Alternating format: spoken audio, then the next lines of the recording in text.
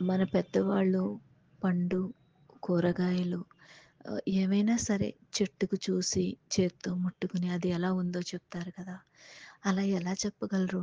అలా ఎలా సాధ్యం? ఇది ఇంకా అవ్వలేదు, టైం పడుతుంది, అప్పుడే కాదు అంటారు. అలా ఎలా తెలిసిపోయింది? ఆళ్ళ కళ్ళతోనే చూసారు కదా! అలా ఎలా అర్థమైపోయింది? అమ్మ చెప్పవా ప్లీజ్? నీకెలా అర్థమైందో చెప్పంటే, లేదమ్మా గోరు గుచ్చితే మంచిది, ఇంకా ఇది అవ్వలేదు. లేదంటే గోరు దిగిపోయి గట్టిగా ఉండుంటే ఇది ఇంకా తయారవ్వలేదు. ఇది ముదిరిపోయింది అని చెప్తుంటారు. అంత జ్ఞానం ఉన్న వాళ్ళు జీవితం గురించి అంటే జీవిత చివరి దశలో ఎందుకని తెలుసుకోలేకుండా ఇలా ఉండిపోయారే పెద్దవాళ్ళు? వీళ్ళకి చాలా ఎక్కువే తెలిసుండాలి కదా అనిపిస్తూ ఉంటుంది. కానీ అదృష్టం కొద్దీ నా తల్లి రమణుల్ని తెలుసుకున్నదే స్వామి వివేకానందని.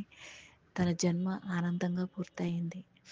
విషయం ఏంటంటే, ఎందుకు తెలుసుకోలేదు అని నేను అనుకున్నప్పుడు గురువుగారు నాతో ఇలా అన్నారు. వాళ్ళిలా అన్నారు, నాకు మోసం చేశారు, ఆస్తిలో ఇలా చేశారు, నా చిన్నప్పటి నుంచి నాకు అన్యాయం చేశారు ఎక్సెట్రా మాట్లాడుతుంటారు కదా!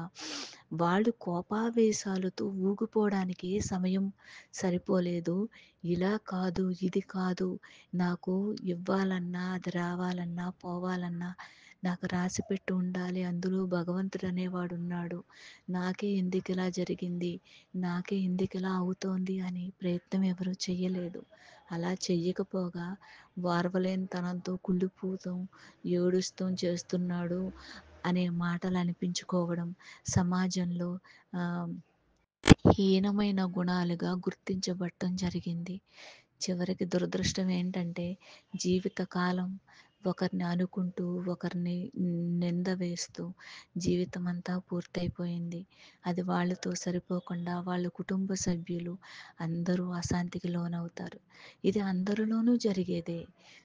అసలు విషయం నువ్వు ఎందుకు ఇలాగా ఉన్నావు? నీకు ఈ పరిస్థితి ఎందుకు ఎదురవుతోంది? అనేది భగవంతుడి దగ్గర కూర్చుని నిదానంగా అడిగి, కాసేపైనా ఆయన కోసం అందరినీ తిట్టుకునే డానికి ఉపయోగించే టైంలో ఆ దేవుడి కోసం ఉపయోగించుంటే నీకు ఖచ్చితంగా సమాధానం దొరికేది. ఒక పండుని, కాయని, ప్రతిదాన్ని ఒక మనిషిని అంచనా ఏయగలిగే నువ్వు ఈ జ్ఞానాన్ని ఎలా కోల్పోయావు? నీ చేతుల్లోనే ఉంది. నువ్వు తెలుసుకోగలవు. మీ అహంకారం, కోపావేశాలే అడ్డొచ్చి మీ యొక్క జీవితం చివరి దశని అగమ్యగోచరంగా మార్చేశాయి అని గురువుగారి ద్వారా తెలుసుకున్నాను. ఓం శ్రీ గురు రమణ.